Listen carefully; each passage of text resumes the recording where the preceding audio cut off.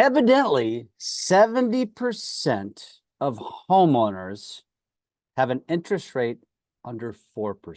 That creates incredible challenges for not only the real estate industry, the mortgage industry, but pretty much every industry that's trying to sell something to a homeowner to get that homeowner to make a move, which I guess is real estate, Scott. So I figured, you know what, who better to bring on the podcast than the author of a book called Lead Generate. A prominent coach in the industry has changed the lives of many loan officers. It is now changing and shifting into real estate. None other than Scott Groves of Consolidated Coaching. Scott, welcome to the show, my friend. Let's change some lives today, Mike. Welcome to the On the Edge podcast with your host, Scott Groves. Hey, thanks, man, for having me on. And yeah, just to clarify, I think something ridiculous like 40 or 50%, 30, 40, 50% of the houses in America are owned free and clear. So those people probably aren't moving unless there's, the 4Ds, right? Death, divorce, diapers, or dissolution of a business. I can't remember exactly what they are in real estate parlance.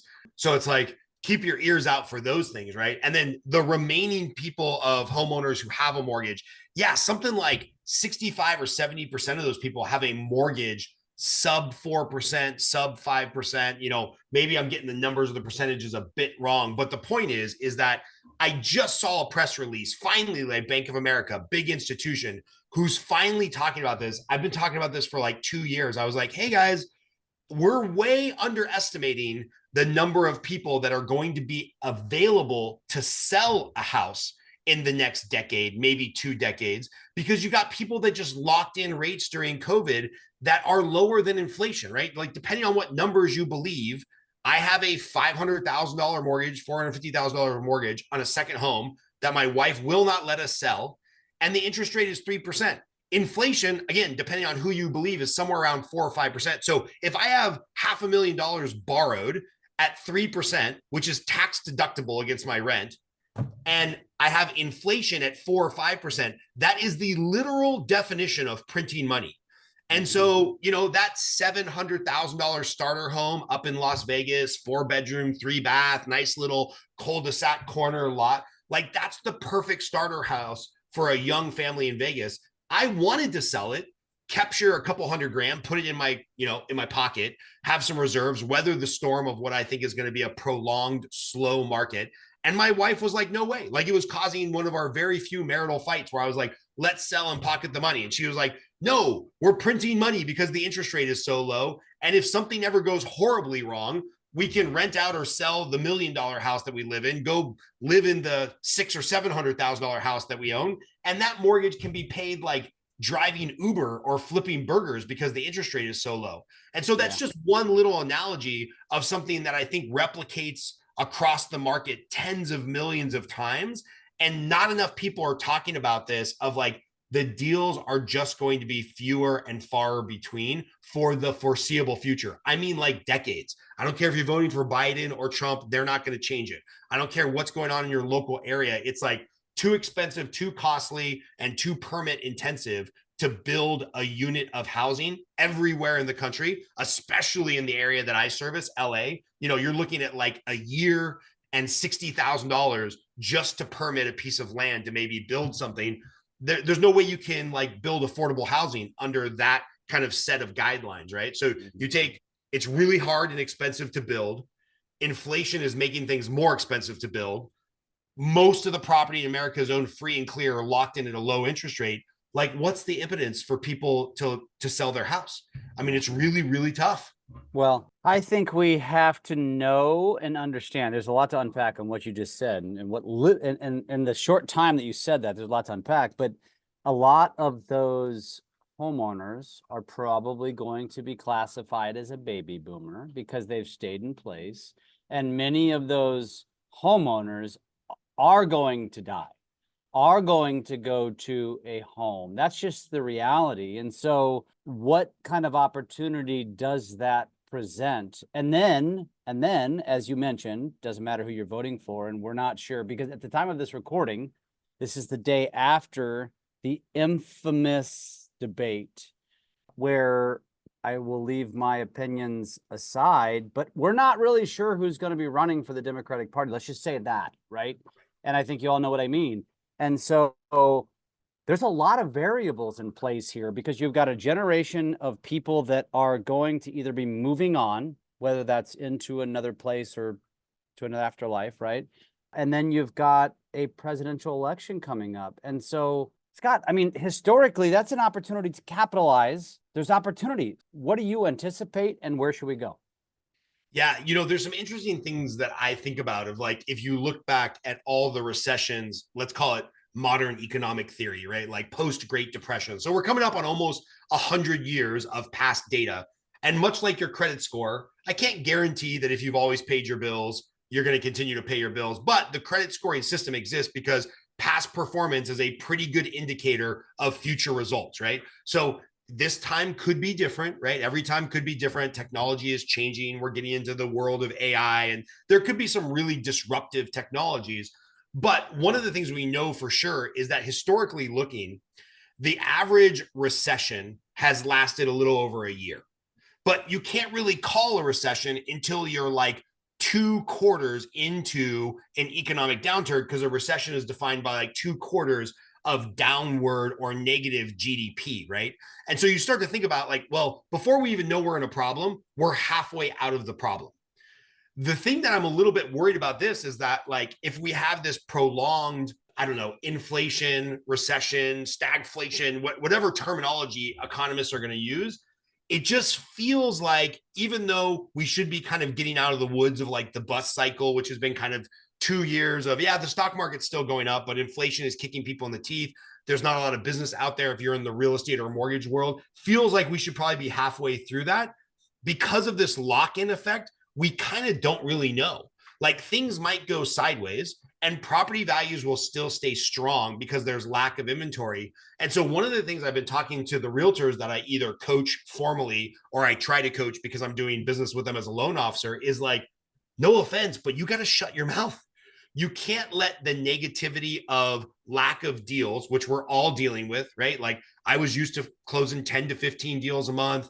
During COVID, when everybody was refinancing, there were months where we're closing 25, 30 deals a month. Working just as hard, if not harder, we're lucky to close like 3 or 4 deals a month to keep the bills paid and the lights on. But that doesn't mean the market is bad. Yeah, we've seen a few areas like Austin and Miami where there was such run up during COVID. We're seeing a 3 or 4% correction, but it's nothing like 2008 where, hey, 6 months from now, I'm going to get a house 30% cheaper. No, that's not going to happen because of simple supply and demand.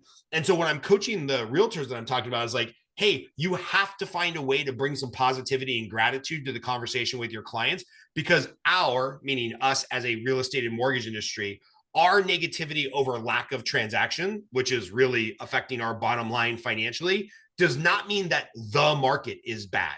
And so as professionals who pick this industry of real estate, we have to be used to these boom and bust cycles.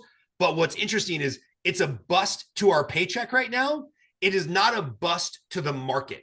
And we have to make sure we're holding those buckets separate, because if not, our negativity can bleed through to our clients. And then guess what? The few precious deals that we do have, they're not going to want to work with us, because who wants to work with a negative Nelly, right? So it sounds weird to kind of fake it till you make it, or it's going to be okay. This too shall pass. But that's kind of the mentality you got to have of like, smile and nod. Everything's going to be okay. Instill confidence in your client because the market is good. It is still a good time to buy a house. It's just a shitty time to be a realtor or a lender. I mean, that's just the reality of it.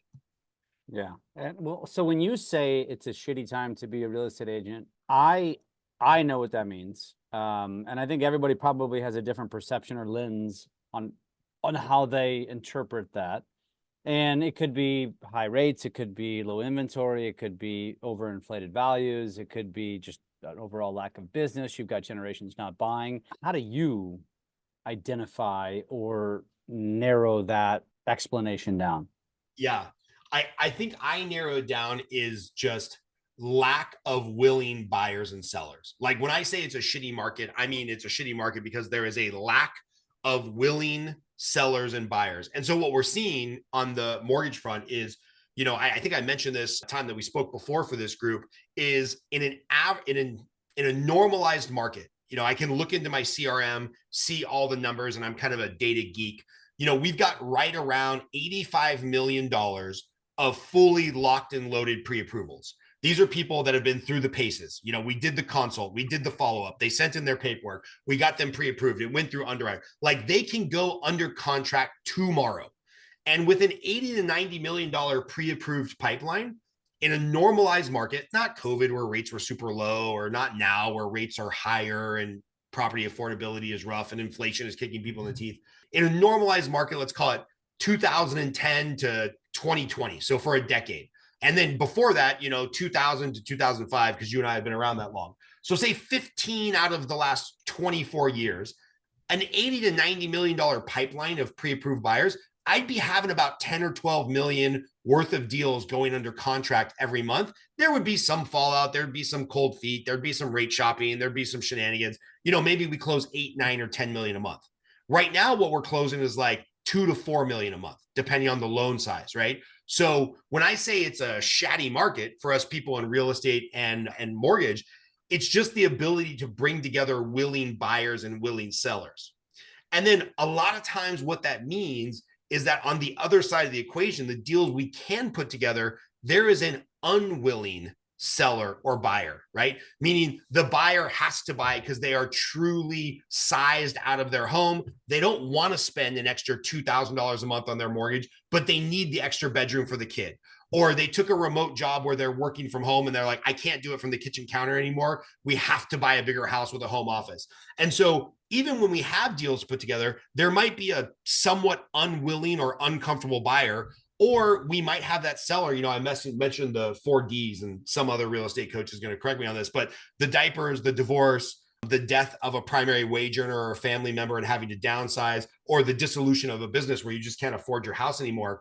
Those people that just went through death or divorce, or the stress of having new family members that are in diapers, or old family members that are in diapers, or they can't afford the mortgage anymore. Those people aren't particularly willing sellers either. They're doing it out of a financial necessity. So it's not only that there's fewer willing parties coming together to create deals in the marketplace, the people that are creating deals, it's more stressful than ever, right? Yeah. And so this is just kind of the landscape that we have to navigate as realtors and mortgage professionals.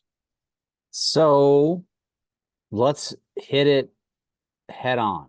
We are talking in late June. This will definitely come out midsummer, if not earlier. So you've got loan officers and real estate agents vacating the industry. You've got, as I mentioned in the beginning, an impending election that is a shit show. And so as someone who coaches salespeople, what should we do at this point? Where should we go? Yeah, there's kind of 3 books that I've been recommending a lot. Shameless self-promotion. One of them is mine. But one of the books is Shift by Gary Keller. Feels a little dated because it was, written 20 years ago. But the concepts in the book of like, hey, in lean times, we've got to get super lean, right? The convenience of having an executive assistant for the last 10 years, that might not be the case, right? Might be time to talk to your 17-year-old kid or your spouse and be like, hey, where can you fill in some gaps here, right? Yeah. So I think getting lean, figuring out what the return on investment of everything we're spending money on, that whole thing that realtors and loan officers get pitched on of like, well, yeah, this product is $300 a month, but if you just close one deal a month, if you just close one deal a year, it pays for itself, right? Yeah. We've all signed up for something at a conference where like just one extra deal a year is going to pay for this software or this system or this program or this coaching. And then all of a sudden you're up to like 5 or 6 things that you need to close a deal a year for in order to pay for them. There's not that many deals to go around. Yeah, so getting lean and figuring out what you're really spending your money on, that book Shift will do that. And then by the way, where was that book in order from Jab, Jab, Hook? So Gary Keller. Gary Keller, not Gary V. Yeah, Gary Keller. Yeah. Sorry. Okay, gotcha. Yeah. He wrote it right after he wrote Millionaire Real Estate Agent, because he wrote Millionaire Real Estate Agent. I happen to have spent some time with Jay Papazon, his ghostwriter, who's the really the brains behind all of Gary Keller's books.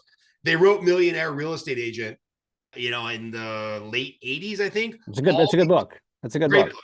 All these real estate agents built like a mega team, and then they got hit with a bad economy. And he's like, oh God, everybody just took on all this staff and expense and whatnot. Now I got to write the follow-up book on like how to get lean and focus on the activities that really matter. So yeah, Gary Keller writing Shift, great book for like, I mean, you can read it in one sitting. It's pretty easy. And just really tighten the belt, right? Maybe my wife's buying meat at Costco now instead of Butcher Box or whatever. And I really miss that really good salmon from Butcher Box, but now I'm eating the pink crap from Costco. Anyway, I digress. Number 2, some type of book on lead generation, whether it's my book, Lead Generate 61 Days to Double Your Pay. Fanatical Prospecting by Jeb Blunt is an amazing book. Like, you've just got to recommit to the process of lead generating and building relationships. And when I mean lead generating, I don't mean calling back the online Zillow lead who's never going to buy a house, calling that person 30 times. That's not what I mean by lead generation. When I mean lead generation, I mean going back to past clients, sphere of influence, building a deeper and deeper relationship with anybody in your circle or in your pipeline or in your CRM. Because the reality is, when we talk about those 4Ds, the death diapers, et cetera, you have to have a pretty deep relationship with somebody for them to come to you and be like, hey, Jeff, reality check time. Like, I think I got to sell my lake house because I can't afford the payments anymore on the second home. Things are lean. I own a plaster business, and new construction is down and cost of materials are up. Like, it takes a real vulnerable moment for somebody to talk to you about selling their house because of a reason that they don't really want to sell their house. Right. And so going deeper with those people during your lead generation and just building deeper connections, I think that's number 2. And then number 3, book that I've been referring to all my agents is The Full Fee Agent, written by Chris Voss, FBI negotiator who wrote Never Split the Difference, and Steve Scholl, who's a personal friend of mine. And he was actually my coach for a while. Steve Scholl, he's out of Los Angeles, California. He's probably coached 200 or 300 of the top producing realtors in the entire country.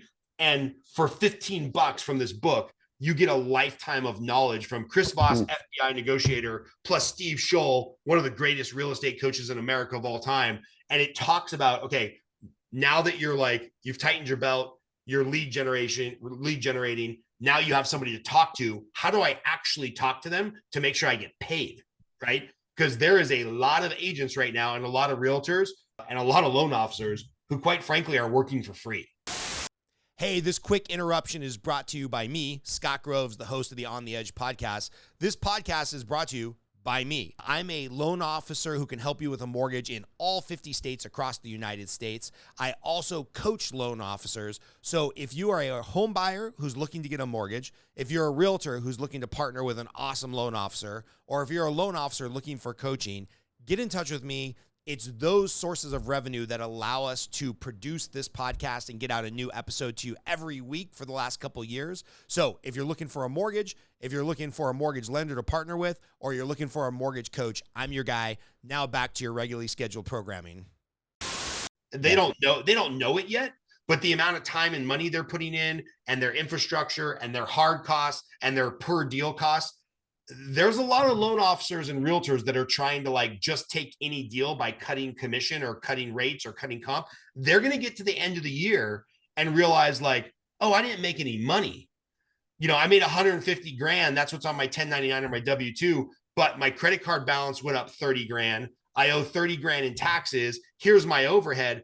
I should have just went and got a real job, quote unquote, making $30 an hour. So those 3 books, right? Like Shift to Tighten Your Belt, something on prospecting, Lead Generate 61 Days to Double Your Pay, or Fanatical Prospecting, and then The Full Fee Agent. That will save your career right now if you dig into those 3 books and execute. Okay. So I'm going to challenge you, because I think that although someone could read a book, will that correlate or quantify into revenue, into dollars, into growth, right? And so you've probably consumed these books. And so now I want to know. And so let's talk to a different skill levels, different experience levels. And let's start with the most common that I would say. I'm going to guess here. Because I don't know this. I don't have any data to back this up. But I'm going to say let's go like the 5-year to 15-year agent, loan officer, who's experienced a lot of success. Yep. Whether they were 15 years in or they were brand new in 2020, 2021, they experienced success unlike they've ever seen in their life, right? And now they've experienced maybe failure, is unlike they've ever seen. So it's like the extent of both worlds. So if you're talking to that agent, so they've got a solid book of business built up. They've got a solid base of past customers. They understand the business.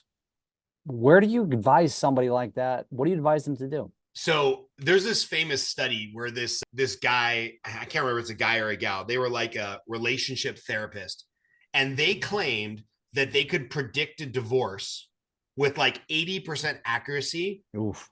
Within hearing 1 minute of a conversation between a husband and wife. Oh, wow. And their claim was like, I can be sitting at a restaurant, overhear a conversation at a dinner table, and if there's resentment or disdain or passive aggressiveness that comes out in the conversation, that marriage is doomed. Like with 80% accuracy, right? Yeah. I wish we need like a Jamie from the Joe Rogan show who can bring up this study, because it's fascinating. And he had like, disdain, passive aggressiveness, like resentment, blameful attitude, like these things. He's like, I'm the worst therapist in the world, because if they come to the first therapy session and they have that, he's like, hey, we've got 1 week to fix this, or there's nothing I can do. You're going to end up divorced anyway, right? And so here's the conversation I'm having with people. And I suspect that with about 80 or 90% accuracy, how people respond to this conversation is whether or not they'll be in the industry in a year or 2 or 5. And I'm talking about the people that are like the primary breadwinner for their family. They really need to make the money. Like if you're doing this part-time because your spouse makes a ton of money, awesome. God bless you. You're in a great place to weather the storm. But if you're the primary breadwinner for you and or your family, here's the difference. And here's what I'm asking people, Jeff. I've talked to a lot of realtors, people that I've worked with that, used to be good for 4 or 5 deals a year, which really means they're, closing 10 or 12 deals a year in Vegas or LA. That's enough closings to like keep your pockets full, right? And your belly full. I'm talking to them and I hear this all the time. And they say, well, Scott, I'm just not motivated to do the thing anymore. Whatever their thing was, calling back internet leads or door knocking or working their sphere or driving around to every open house or holding an open house every single weekend, no matter where or how they could. They'd be the person in the office who something's been on the market 9 months. Everybody knows it's overpriced. They're like, cool, I'll work it. I might pick up a buyer, right? So when I'm talking to realtors or loan officers who are like, I'm just not motivated to do it anymore. I have a foul mouth. I cuss. I joke a lot. I just immediately hit him in the gut with like, no shit, you're not motivated to do that? It's currently 111 degrees in Vegas. You mean you're not motivated to go door knock, track housing to try to find a $400,000 listing in 111 degree heat? No kidding. Nobody's motivated to that. Oh, Mr. and Mrs. Lender, you're no longer motivated to talk to clients who are like, I'll just go ahead and say illegally writing everything off on their tax returns. They show no income because they own their own business. And then they're mad at you that they can't get the best loan with the best rate with the best terms. No shit, you're not motivated to do that anymore. But are you committed to doing it? And maybe you're committed to doing it because that's your only choice. You don't know any other industry and you've got to make enough money to pay your mortgage. Or maybe you're committed to it because you believe if you weather this storm, there are truly greener pastures on the other side where half of the lenders, actually 2/3 of the lenders and half the realtors in the world don't renew their license. And so when there is an uptick, you'll get an unfair, like lion's share of those transactions. For whatever reason, if you're committed and not like using this word motivated, which is my most hated word in the world, then you can make it, right? And if I see the head nodding and they start saying, yeah, that's right, man, I do need to be committed. Like this is a job, just like anything else. If I see them kind of in tune with this idea of like, yeah, I got to get back to my commitments. I got to get back to doing the things I said I was going to do. I got to get back to the things I did in the first year of my business to grow my business. If they're nodding along with the word commitment, they're going to find a way to make it. If they're just like, nah, I don't know, man, buyers are liars and it's hard out there and Rocket Mortgage has a better rate. I just don't know if I'm motivated to do this anymore. I'm like, you're not worth my time. You're not going to be in the business. I don't want your money for coaching because you're going to fail anyway and then you're going to blame it on me. So it's like that little conversation of, are you motivated or are you committed? To me, I think that is the defining moment in our business right now of like, which one are you? Because ain't nobody motivated to do this job right now. It is super duper hard. But if you're committed, you can still make a great living doing it. And, I got a loan officer in our coaching program who's already funded $50 million year to date, right? That's $500,000 as of June 28th that she's made in probably the worst mortgage market we've seen in my lifetime, right?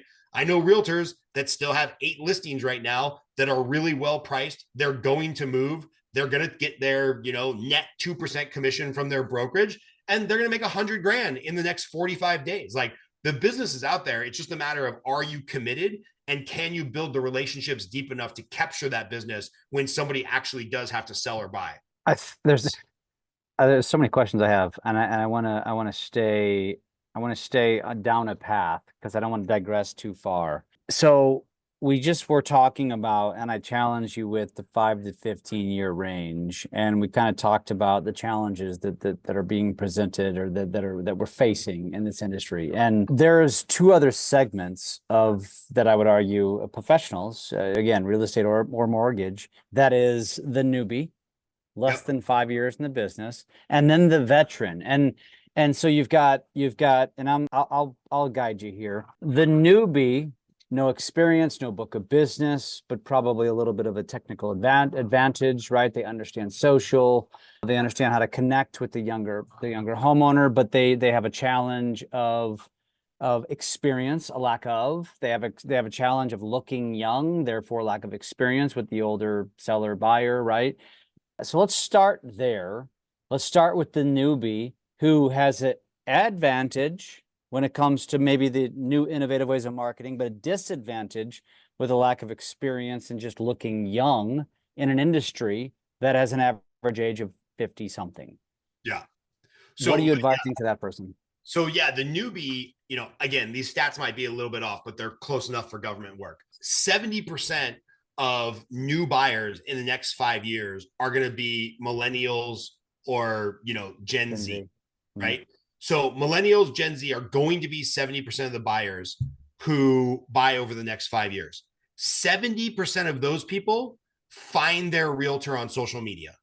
So I'm not a mathematician, but I think 70% of 70% is about 50%. So about 50% of all of the buyers, a couple million people a year, are going to find their realtor on social media, right? And I'm even getting to the point where I'm a little too old and a little long in the tooth and chubby in the jaw to attract like the super young hipster 25-year-old on social media looking for a cool realtor, right? Or a cool lender.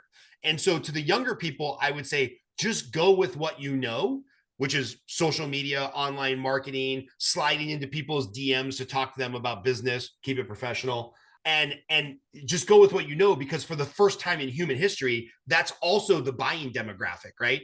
It was all cute when TikTok was a bunch of 12 to 15-year-olds, but it's like, okay, TikTok's cute, but who gives a shit? Because 12 to 15-year-olds aren't buying houses, they aren't buying cars, they aren't buying designer bags. The big industry, housing, tech, wasn't paying attention to TikTok because 12 to 15-year-olds don't have buying power. Well, now those 12 to 15-year-olds, 10 years later, they were on Musical.ly. Now they're on TikTok. Now they're 25 with, a programming job making 120 grand a year, and they're getting ready to buy their first house. So I would say for the younger people, don't be intimidated, because you can lean into the thing that you know and generate leads that way. And then here's the thing. Half of something is better than all of nothing. So if you are a younger agent, and because of your social media presence or just your hustle, because you're willing to go out there, if you get to a point where you're intimidated, every real estate agent works for a broker, right? Like if somebody came to you, Jeff, and they're like, hey, Jeff, I got this lead, but it's lakefront on the Ozarks. It's the highest priced property in the county. It's probably going to go for $3 million. There's no comps. I don't know what staging or a marketing plan looks like on a $3 million house on the Lake of the Ozarks. will you partner with this partner with me on this and go 50-50? Because if you're feeling intimidated walking into that listing appointment, you're going to come across as if you're intimidated. You're not going to instill confidence. You're going to lose the deal, right? So if you're younger, I would say find a senior agent, somebody like myself or Jeff that has a little bit more white hair and gray beard, and just be like, hey, man, I'd rather have half this commission than none of this commission, or 70-30 or 60-40 or 90-10 or whatever you negotiate. Can you help usher me along so I can have some borrowed confidence from this like elder statesman and just bring you into the deal? Right. And I know a lot of brokerages have this set up intrinsically where like the training partner or whatever is part of the first 3, 4, 5 deals. I think Keller Williams still does that. I think Remax does that.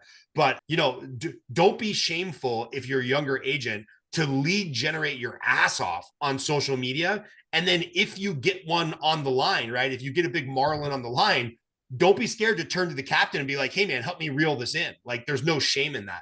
I refer out deals all the time because like, I'm not the expert. I just did this the other day. Somebody wanted to buy 100-acre hobby farm in like Temecula that has like a winery on it and all kinds of crazy stuff. And I'm like, dude, I'm not the USDA expert. I don't know what the pitfalls of having a farm hobby horse vineyard thing is. Just refer that to somebody that knows the deal. And, you know, he's going to sign up for coaching and pay me some money. So that's not a bad swap. So the younger people shouldn't be intimidated. Go with what you know, and then bring in a senior partner. Like if you do start to get intimidated.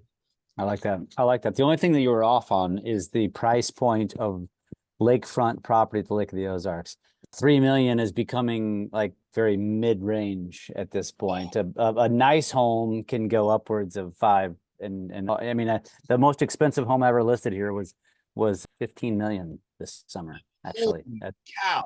Yeah, that's a lot of coastal money is moving into the Midwest, you know, and so and that's not to say that you can't. In fact, I just did a video yesterday of a condo, and we don't want to get off tangent here, but of a 3-bedroom condo that's for 350,000. Like that's normal. It's a very nice condo, 40-foot boat slip, nice stuff. But yeah, the price points are going up exponentially, which goes back to probably the biggest struggle that a young professional might have is that, well, maybe I don't feel like I'm experienced enough to do that. And I think that's great advice that you gave them, because lean into what you know, because your peers don't have that expertise, and then just lean into the person who wants to help support you and mentor you, which leads us to that person, which is 15 plus years in the industry. And I think we're getting to a point where, and it's interesting because I just saw a thread the other day, and I'm so badly want to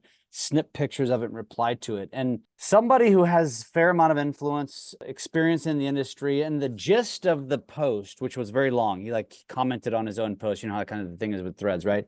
And the gist of it was taking a shot at saying influencers are ruining the industry, and we should get back to experience and know-how and understanding real estate, which he or she, I'm not even really sure, I think it's a he, is not necessarily wrong. Right. But just like my grandfather said 25, 30 years ago, I'm never going to use that stupid thing. And he was talking about a computer, which we now walk around with in our pockets. He's not wrong. Like, I wish we could, just like, it's like, let's go back to the days when we rode horses, then we wouldn't have car accidents, right? I mean, it would fix everything, but it's not happening.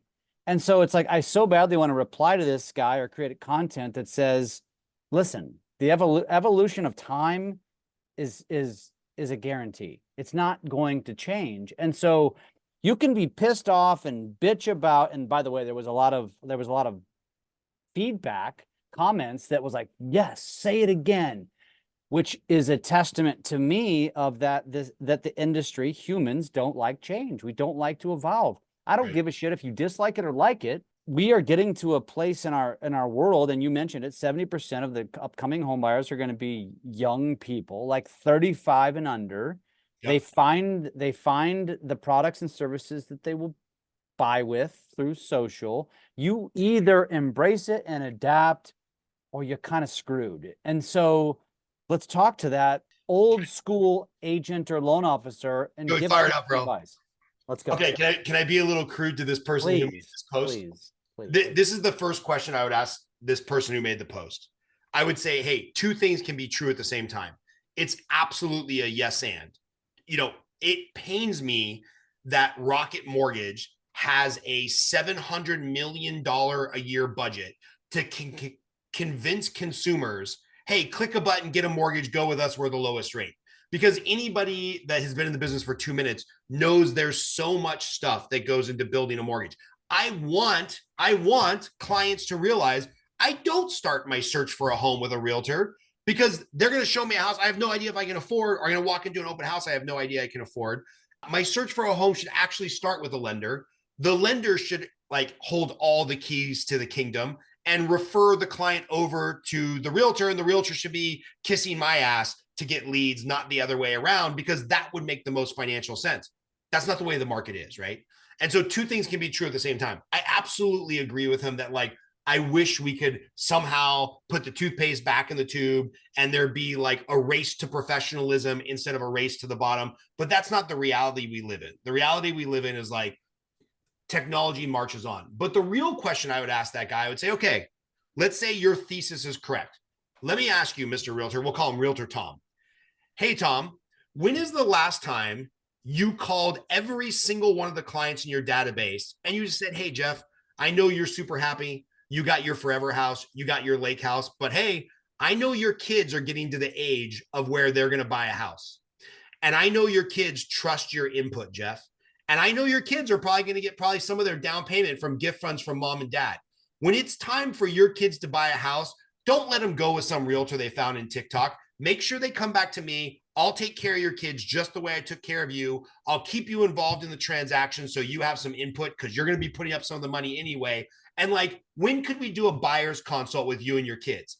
If that realtor hasn't made those phone calls, fuck him. He's just complaining. He's not actually a professional who wants to be a professional. He's just a whiny bitch complaining about losing deals on social media.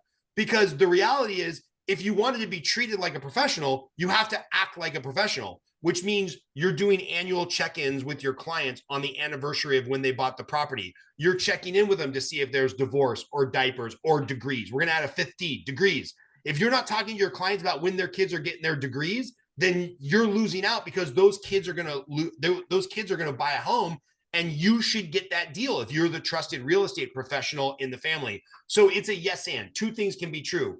On one hand, I totally agree with him. On the other hand, I suspect he's probably just bitching and he's not doing the things in his own business that he should be doing to add value as the professional, so that client forces their Gen Z and Gen G and Gen X and Alpha. Alpha's coming along. Yeah, if you're not talking to these parents to influence the kids, then shame on you. You're losing out. So the 25-year-old TikTok celebrity that doesn't know what, I don't know, a septic tank is, that guy should get the deal because they're outworking you.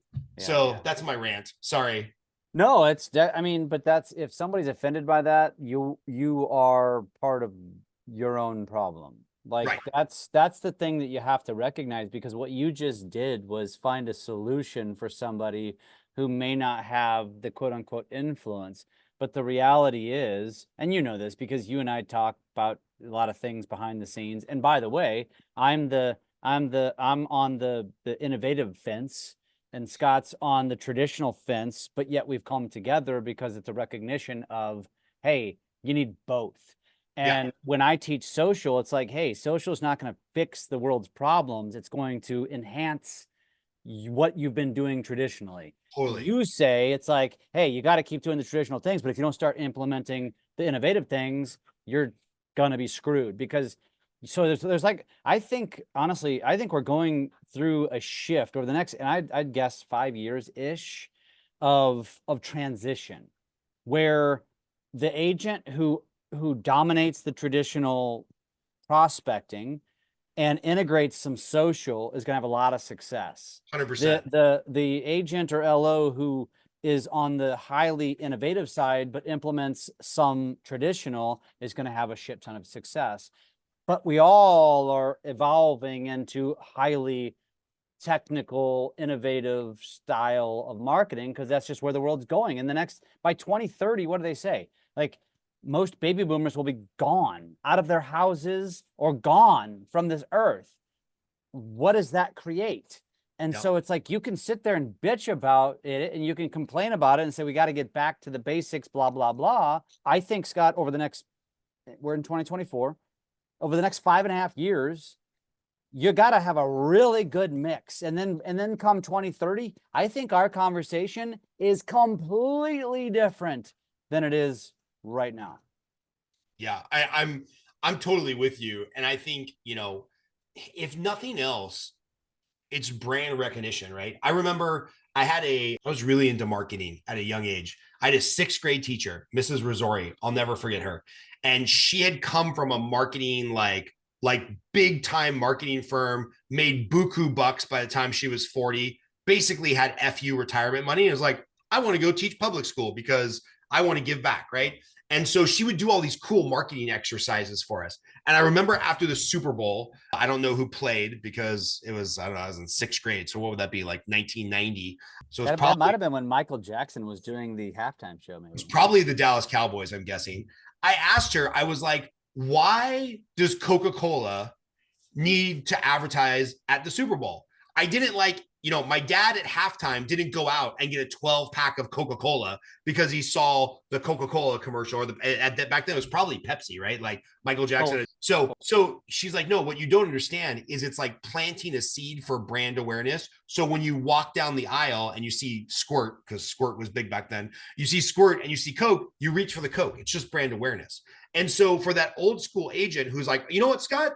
F you back. I am doing the annual calls. I am doing the check-ins. I am doing the annual gifts. I am doing the client appreciation parties. I am checking in with them quarterly or whatnot. I'm doing the whole 35 touch system in the Millionaire Real Estate Agent, which, side note, the number of real estate agents who have never read the book, The Millionaire Real Estate Agent, crazy, blows my mind, but whatever. The people that are actually doing that. Can we stop right there for a second and just say that Keller Williams or not, it's one of the OG, iconic, greatest books every real estate agent should read.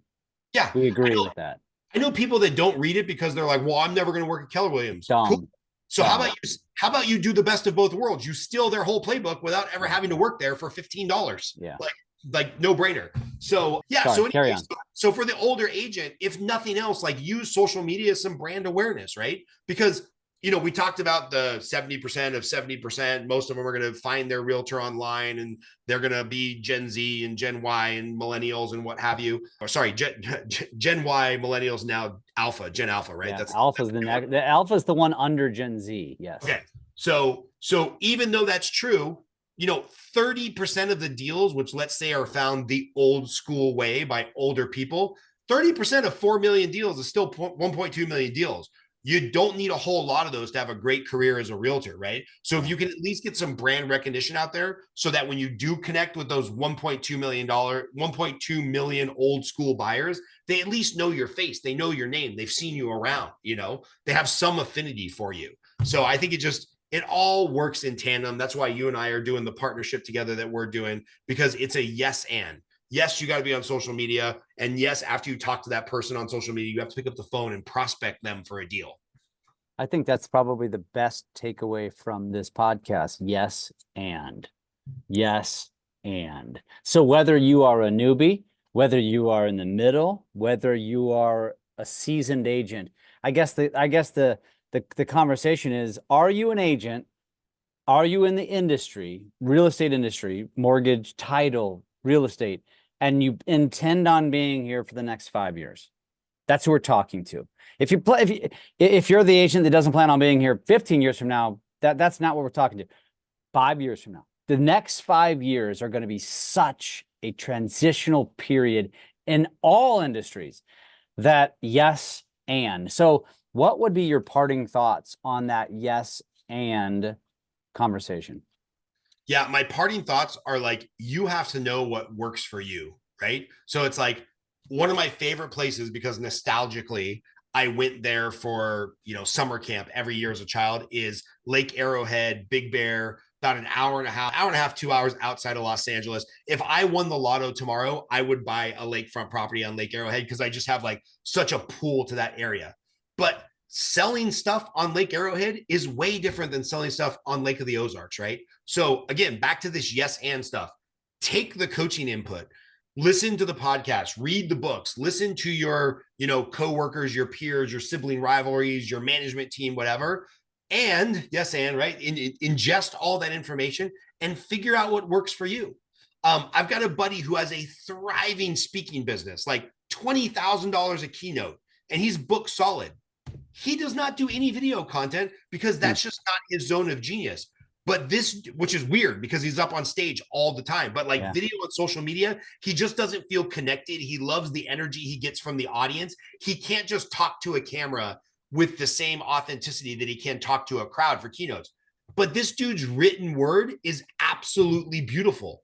He'll do a 70 paragraph Facebook post, and I just can't wait to get to it to read it. Like, I will bookmark his post to read them later because that's what works for him, right? Yeah. So yes, and consume all the stuff you need for ideas, but eventually you got to figure out what works for you. And my favorite word, commitment. What can you stay committed to?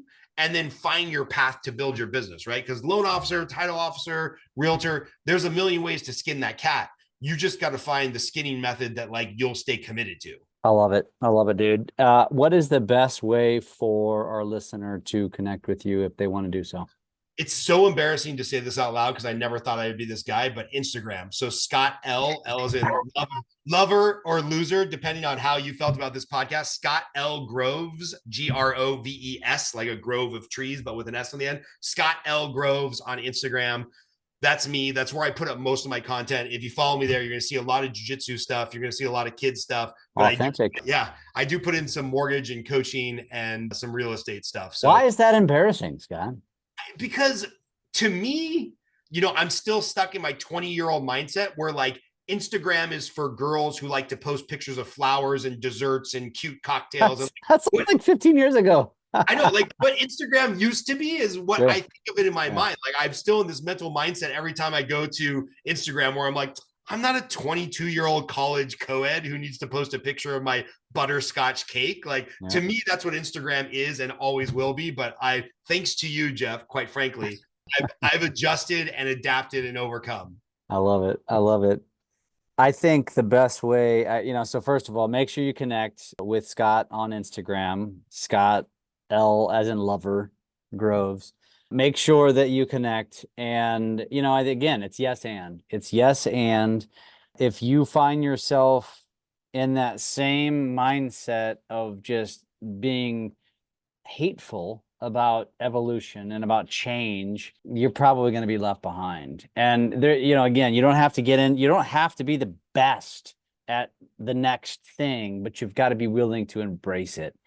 And Scott, I'm looking forward to all the things that we're doing together. I look forward to continuing to follow you. And speaking of, when you talk about moving to Bear Lake or whatever, I've watched you start to get super integrated into the engagement in Lake of the Ozarks lifestyle, which tells me this is your people down here. You are.